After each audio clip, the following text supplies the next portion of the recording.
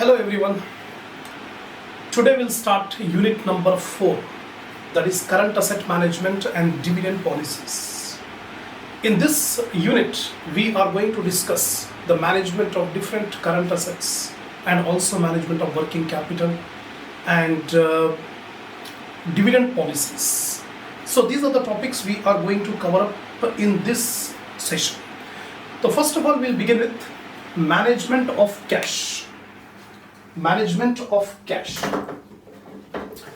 One of the main current asset is cash, liquid cash. The cash must be held to make the payments of different liabilities.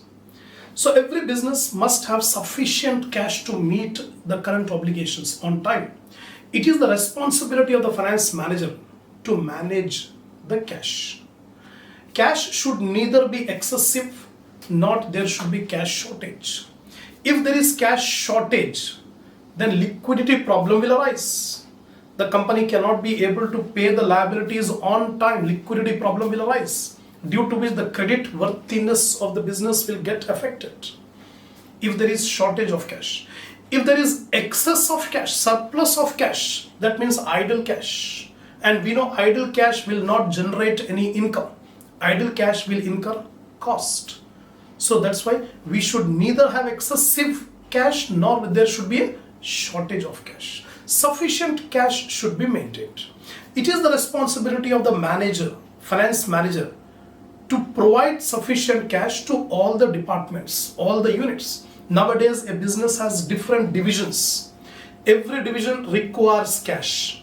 So the responsibility of finance manager is to supply the cash to all the divisions, adequate cash to all the divisions, neither surplus nor shortage. This shows the importance of cash in any business. Now, secondly, need or motives of holding cash. See, one economist, Professor Keynes, he explains why a firm will hold the cash. What is the motive behind holding the cash? So he explained 3 motives. The first motive is transaction motive. A firm will hold the cash in order to conduct the transactions. Day to day, every day, most of the business organizations will conduct the cash transaction like payment for purchases.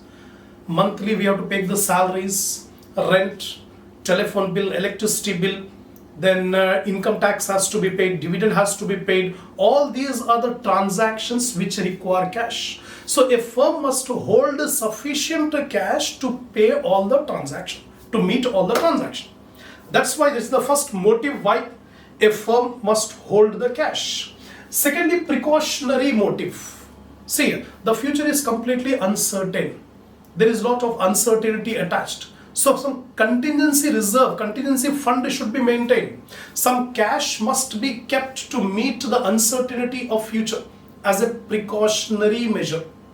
Some unexpected thing happens, cash is required. So business must have sufficient cash to meet those contingencies, uncertain events. Second motive behind holding the cash. Next, speculative motive. A firm will hold the cash to take the advantage of profitable opportunities. At any time a profitable opportunity may arise, may come. The firm should be in a position to grab, to capture that opportunity, to take the advantage of that opportunity. So this is called speculative motive. The firm will hold the cash to get the advantage from profitable opportunities. So these are the 3 motives why a firm will hold the cash. Now we'll come to the estimation of cash requirement. One of the main part of this cash management is estimating how much cash is required. We cannot make a generalization that every business must have sub 2 lakh rupees cash in hand. We cannot make any generalization. Every business requirement is different. Some business are large business, some small business, some medium business, some business are trading business, some are manufacturing business. So we have varied type of businesses. Simple, just like a doctor cannot prescribe the same medicine to every patient. He has to understand what is the nature of the disease. Accordingly, he will prescribe the medicine. Same is the case. We cannot make any generalization. We have to we have to study how much cash is required for a particular firm. So estimation of cash requirement, there are two methods normally used for estimating the cash requirement. Those two methods are cash flow statement and cash budgets. Cash flow statement and cash budgets normally are used to estimate the requirement of cash. But for our purpose in financial management, we discuss on cash budget. Cash flow statement will cover, already it was there in other semester, but in this semester we have, in this financial management, we have cash budget. What is a cash budget? It's a statement of forecast of estimated receipts of cash and estimated payments of cash over a defined period of time. So normally cash budget is prepared periodically, month-wise. So every month, how much is the expected receipts and expected payments? So three parts we will make in the cash budget. The first part is cash receipts, the second part is cash payment, and the third part is closing balance. Closing balance. So first of all, we'll take the receipts. The receipts are normally from cash sales, collection from debtors, any other receipt like sale of machinery is there or bank loan taken is there, some not periodical but occasional receipts we may get. But these two are periodical. Every month we will have cash sales, every month we will have collection from debtors, and non-regular, recurring receipts like bank loan taken or sale of asset like that. So these three we can give the example of cash receipt. Now cash payment are payment for purchases to creditors, then payment for expenses like rent, salary or overheads expenses, etc. Then the one more is non-recurring payments, the payments which are not regularly every month but occasionally, like purchase of a machine, payment for purchase of machine. Similarly, payment of income tax, payment of dividend. So these are occasional, not regular. These are some examples of payment. We'll take the receipts minus all payments. So sometimes we may get surplus, sometimes deficit. If you get positive figure, it's a surplus. Negative, you'll get deficit. To this surplus or deficit, we add the opening balance of cash. We'll get the closing balance. This closing balance will be carried over to the next month. The current month closing cash will become opening balance of the next month. Like this, we make cash budget and estimate how much is the cash requirement month-wise. In this way, we estimate the cash. Now, systems of cash management. Systems of cash management. Nowadays, there is a tendency that divisional managers will keep excess cash, excessive cash. So, in order to accelerate the flow of cash, some cash systems are applied by the finance manager. In order to accelerate the flow of cash, the divisional managers, for example, head office is at a particular city and branches are at different cities. The branch managers will keep excessive cash. Now the finance manager of the company must keep only that much cash which is required at the divisional branch, not more than that. To accelerate the flow of cash, three systems are there. Concentration banking system. In concentration banking, the head office will open strategic collection centers at different regions. For example, head office is in Mumbai, whereas the branches are at Kolkata and Chennai, Bangalore, Hyderabad. These are the different branches located. Head office is at Mumbai. Now, if there is no system of management of cash, then the customers throughout India have to send the remittances directly to Mumbai head office. It will take a lot of time. The time gap between the remittance of cash by the customer to the head office, it will take some time. To reduce the time, we will set up collection centers at each of the region. So Bombay head office है और branch उसका कोलकाता है. कोलकाता में बहुत सारे customers हैं, तो कोलकाता में एक कलेक्शन सेंटर बना देंगे और अपने कस्टमर्स को एड्रेस करके ये बताएंगे जो भी रेमिटेंस पे करना है, don't send it to Mumbai, submit it at the collection centre at your region, at your Kolkata region. Similarly, one customer is in Chennai, We suggest to the customer at Chennai, don't send the money to head office. Remit the money to the concerned collection center. In this way, the collection centers are asked to deposit all the checks in the bank. The bank will transfer the funds to the concentration bank. The concentration bank is at the head office at Mumbai. तो collection centres पूरा collect करेंगे remittance, collect करके अपने concern branch में, concern bank में deposit कर देंगे, वो बैंक से हेड ऑफिस को ट्रांसफर होगा. इस तरह करने से क्या होगा? The time gap between remittance by the customer and spendable money in the hands of the company will get reduced. पहले सपोज 1 मंथ लग रहा था कस्टमर पैसे भेजाना, फिर कंपनी के पास अपने अकाउंट में आए तक 1 मंथ गुजर जा रहा था. अगर ये कॉन्सेंट्रेशन बैंकिंग स्टार्ट करेंगे तो वो 1 मंथ जाके 10 डेज हो जाएगा. Within 10 days company will get the spendable fund in their hands. This is called concentration banking.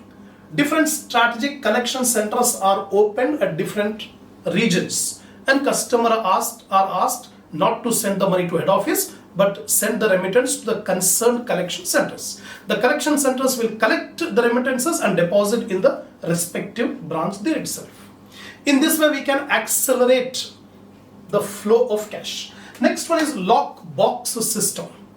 This is also just like concentration banking, but Lockbox System, the company will hire post office lockbox and ask the customers to remit the money directly in the lockbox, and will give the lockbox key to the concerned banker. The banker daily will collect a number of times daily. They will collect all the checks from the lockbox and deposit in the account. So the main difference between concentration banking and lockbox is, in concentration banking, a collection center will be applied. The collection center will collect and deposit that amount in the bank. But in lockbox system, that collection center is not there. Instead of collection center, a post office lockbox is hired, and the customers are asked to deposit their remittances in the post office lockbox, and will give the key of that lockbox to the banker. The banker's job is to collect all remittances and deposit in the bank. In this way also we can accelerate the flow of cash. Next system is playing the float. Accelerating the cash does not mean accelerating the collections, but also we can manage the cash through payments also. Playing the float, the meaning of playing the float means giving or issuing more checks than what we have in our balance. A firm will estimate how much time will be taken by the customer to deposit the check which we issue. Normally क्या होता है, the life of the check is 3 months, suppose 90 days. If I give you the check on today's date, it is not necessary that you will definitely immediately you have to go to the bank and deposit my check. The life of the check 3 months. 3 महीने के बाद stele हो जाएगा, तो 3 महीने तक कभी भी चेक को डिपॉजिट कर सकते. तो मैं जो कस्टमर को दूंगा, उन्हें हो सकता है 1 वीक के बाद डिपॉजिट करें, या 10 डेज के बाद डिपॉजिट करें, या 15 डेज के बाद डिपॉजिट करें. It may take some time. So according to my experience, I have expected that on an average 10 days time period will be taken by the customer. एक कस्टमर on an average 10 दिन का time लगता है. तो अब मेरे account में suppose 1 lakh rupees है, और आई हैव टू पे टू डिफरेंट पार्टीज 1,20,000. 1,20,000 रुपए में डिफरेंट कस्टमर्स को पे करना. वन कस्टमर को 10,000, एक कस्टमर को 20,000, एक कस्टमर को 30,000, ऐसे different amounts I have to give. Now I have issued all 1,20,000.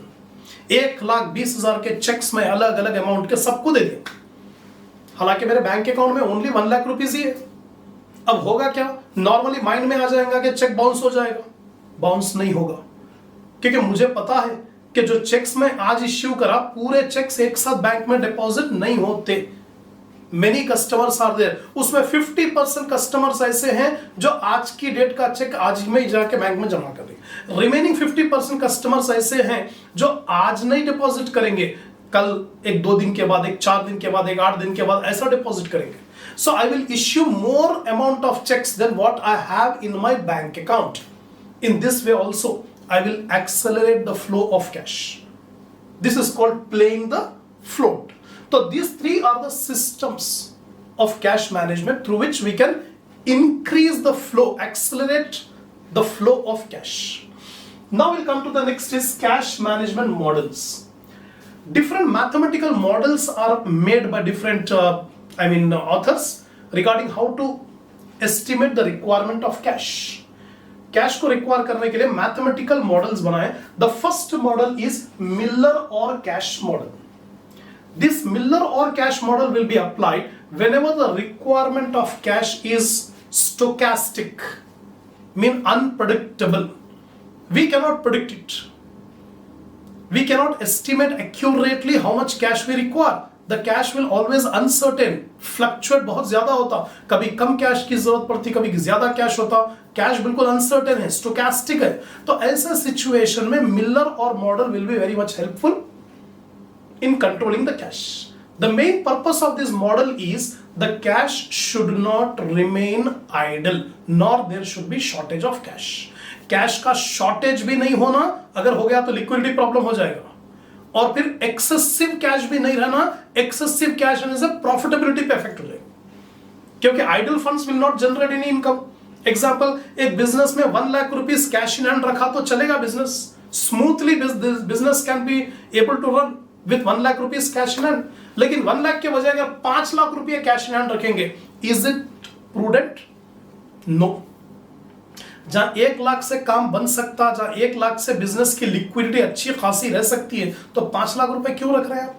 4 lakh रुपए एक्सेस पैसा क्यों रख रहे हैं? अगर वो 4 लाख रुपए को इन्वेस्ट अगर करेंगे तो रिटर्न आएगा. अगर इन्वेस्ट नहीं करके हम खाली कैश इन हैंड रखेंगे तो आइडल फंड्स कोई रिटर्न नहीं आता, बल्कि उसके ऊपर कॉस्ट लगता, क्योंकि बिजनेस जहां से भी पैसा रेज कर रहा उसके ऊपर कॉस्ट लग रहा, इंटरेस्ट है, डिविडेंड चार्जेस है. तो अगर खाली लाके रख देंगे तो उसके ऊपर कॉस्ट लगेगा, बेनिफिट नहीं मिलेगा, तो लॉस होगा, प्रॉफिटेबिलिटी विल कम डाउन.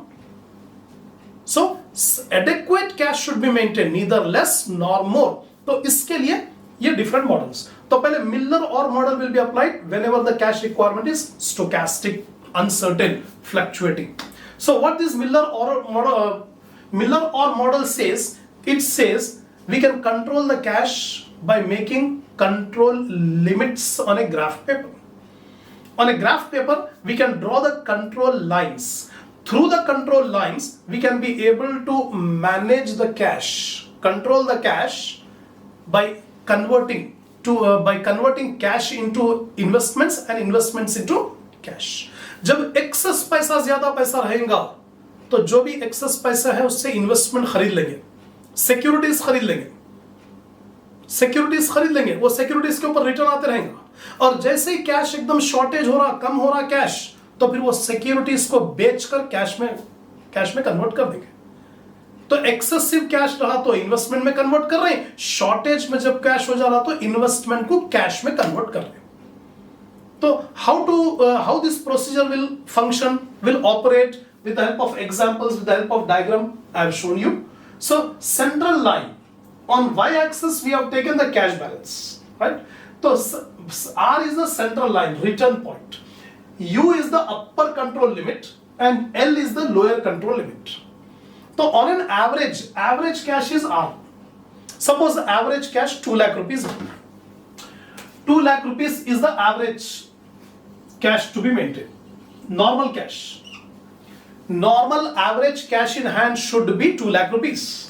लेकिन कभी क्या हो रहा है, कैश 2 लाख से बढ़ जा रहा, कभी 2 लाख से कम हो जा रहा, फ्लक्चुएट हो रहा.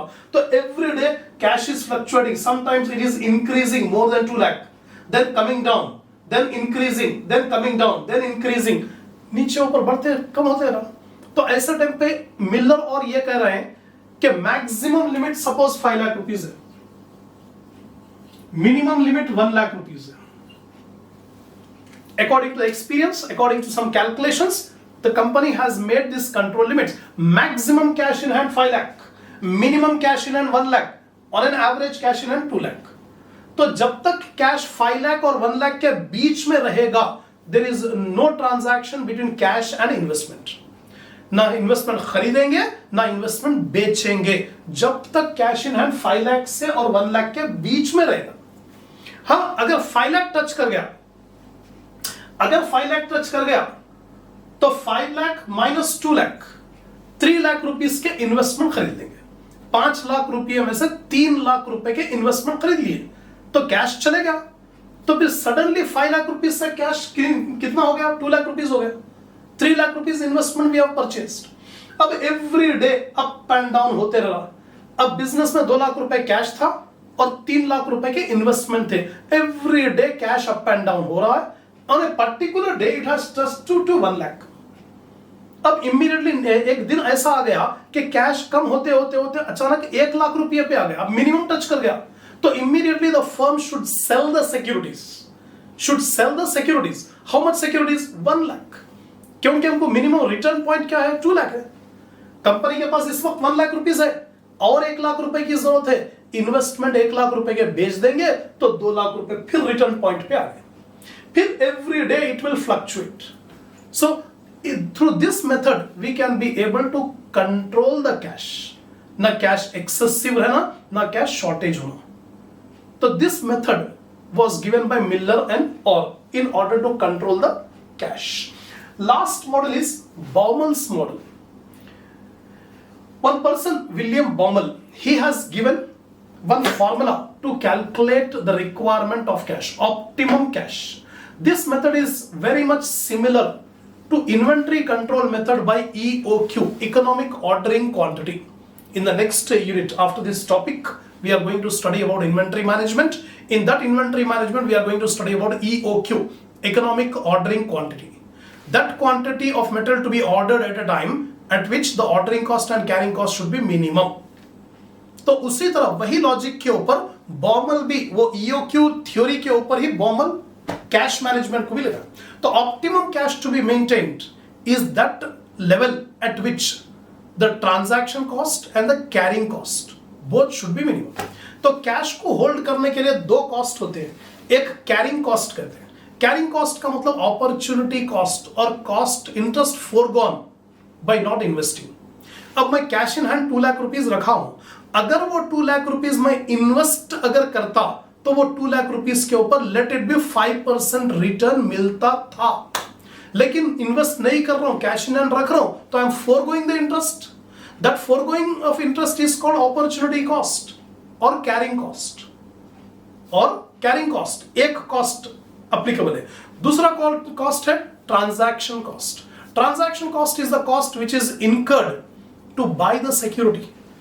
जब इन्वेस्टमेंट खरीदेंगे, कैश एक्सेस अगर है तो उसको इन्वेस्टमेंट खरीदना पड़ेगा। जब इन्वेस्टमेंट खरीदेंगे तो brokerage charges, registration charges, clerical charges लगेंगे।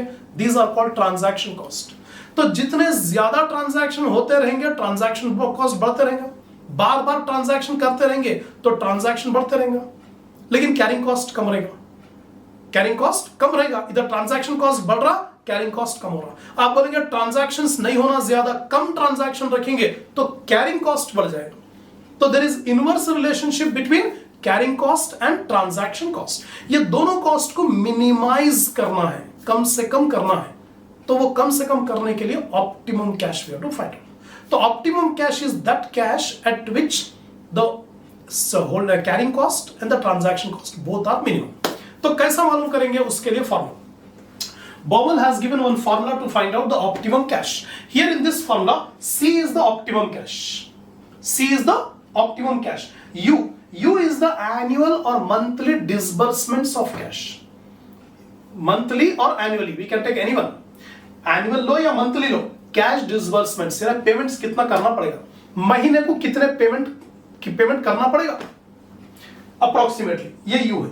P is equal to fixed cost per transaction, या ट्रांजैक्शन कॉस्ट। एक ट्रांजैक्शन अगर करेंगे तो कितना कॉस्ट लगा। Example, we are purchasing 1 lakh rupees worth of security. तो 1 लाख रुपए का सिक्योरिटी खरीदने के लिए एक ट्रांजैक्शन लग रहा, वो ट्रांजैक्शन के ऊपर brokerage, then clerical charges, then registration charges कितना लगा। तो for each transaction how much cost. Next है S, opportunity cost of 1 rupee per annum. 1 रुपया अगर रखे तो अपॉर्चुनिटी कॉस्ट कितना है। In other words, what is the percentage of interest forgone by not making the investment. अगर investment करते तो कितना होता था। एग्जांपल, अगर मैं इन्वेस्ट करता तो 5% मेरे को मिलता था। 5% is the interest which I would have got if I made the investment. तो 5% का मतलब 0.05, तो 1 रुपये के ऊपर 0.05 is the transaction, is the carrying cost, is the carrying cost. अगर 1 लाख रुपए अगर रखना है तो 1 लाख रुपए के ऊपर 0.05, 5,000 रुपए carrying cost.